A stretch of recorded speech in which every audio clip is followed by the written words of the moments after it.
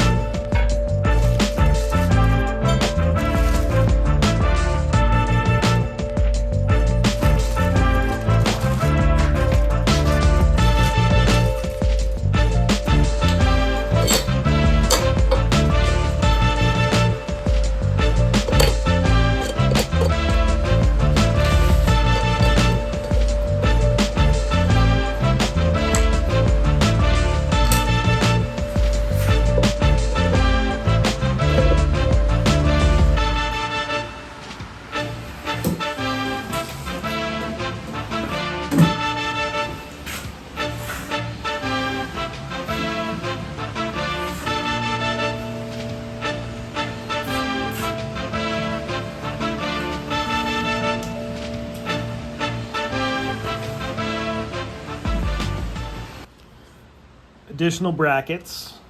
What I really like are these ball bearing hinges. Grease zerk on the bottom, ball bearing goes inside, and it's very smooth and can carry a ton of weight. These brackets with the 5/8 holes are for the leg. This bracket is for the wall mount, again with the grease zerk. So this is the leg of my F3 Build Pro Alpha table, and these new legs have 5/8 holes. So what I made was this bracket.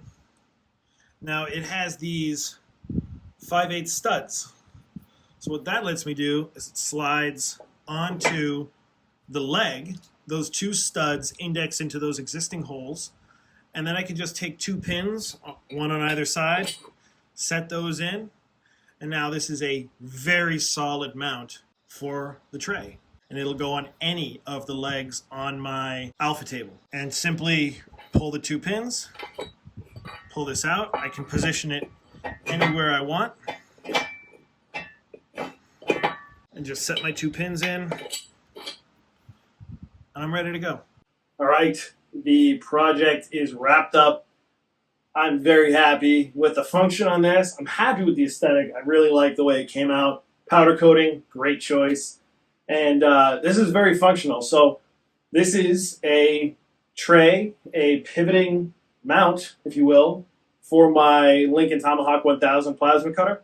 And the way I designed it is so the machine sits in the tray, and then I've got the Rhino cart, rhinos on the side here, with the rhino horn being my hanger for my leads, my ground, and my torch. And the whole thing pivots. It can rotate on the base plate. And so the way I designed this is so that I've got a base plate here, which mounts to the side of my fixture table. And I've got mounts that go to the side of the fixture table. I've got them that go to the wall and to the leg.